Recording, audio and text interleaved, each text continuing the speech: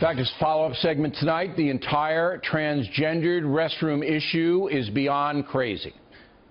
An editorial in Charlotte Observer says, quote, "The thought of male genitalia in a girl's locker room and vice versa might be distressing to some, but the battle for equality has always been, in part, about overcoming discomfort with blacks sharing facilities, with gays sharing marriage, then realizing it was not nearly so awful as some people imagined."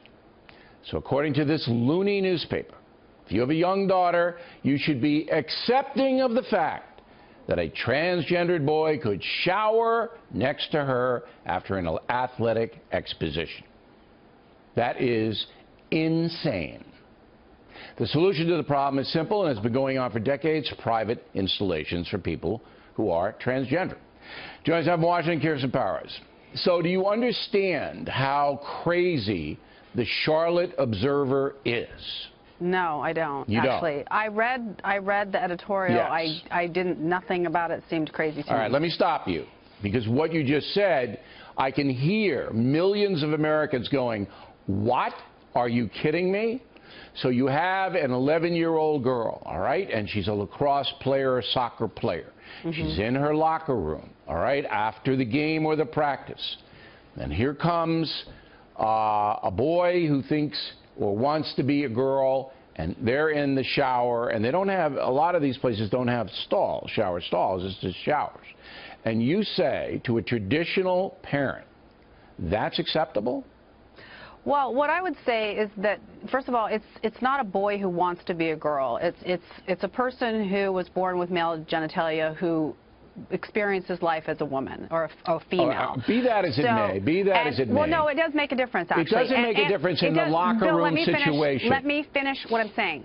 So the point is, first of all, unless they're gay, they're probably attracted to people of the opposite sex, meaning in this case they would be attracted to boys. You're making it all about the transgendered person. Not, but the point is, this person isn't attracted most likely unless they're gay. It doesn't matter who they are or what they're attracted to. You have to let me finish like one or two sentences, just so you can then respond to what I'm saying. It does matter, and then I would just ask you, would you say lesbians shouldn't be allowed to be in a locker room with females? As long as they're biologically the same.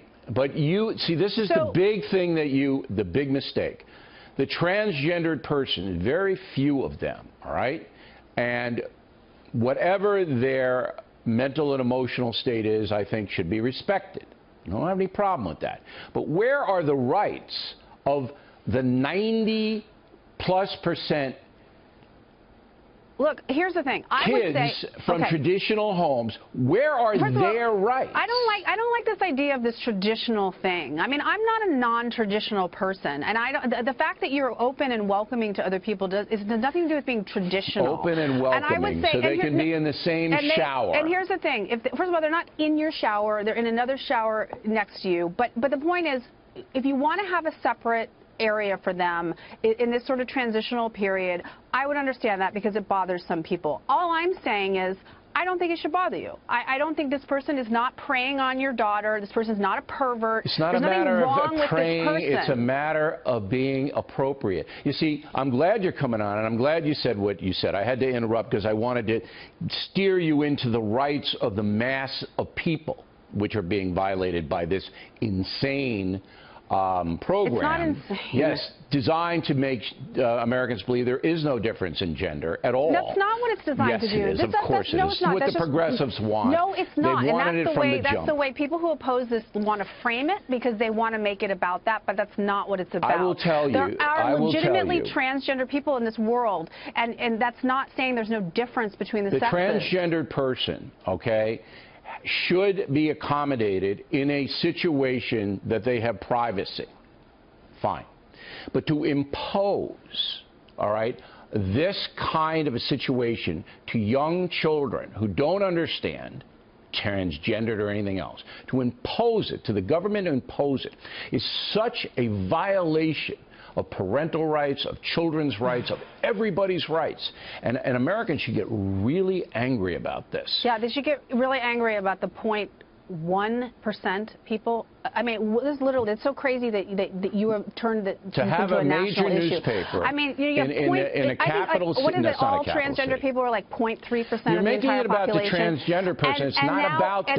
And now transgender children, like what percentage is that? But this is a national crisis. We can't accommodate a few people. I really don't understand. I know you don't understand. But I already said, if you want to have, as in a transitional period, a third place for them to go, that's fine. That's the solution to the problem. But the fact that you don't understand, I think that this is an overreaction. The fact that you don't understand that traditional Americans, all right, trying to raise their children in a certain way, do not want that kind of an exposition in front of young children. The fact that you don't understand it, and the Charlotte Observer doesn't even think it's important. What do you mean by traditional? Outrageous. What does that mean? They're raising them in a traditional manner. Traditional, taking it easy, not trying to social engineer sexuality until it's ready, until the child is emotionally ready. All of those things. Not the progressive agenda to wipe out gender, which is what we're trying to do.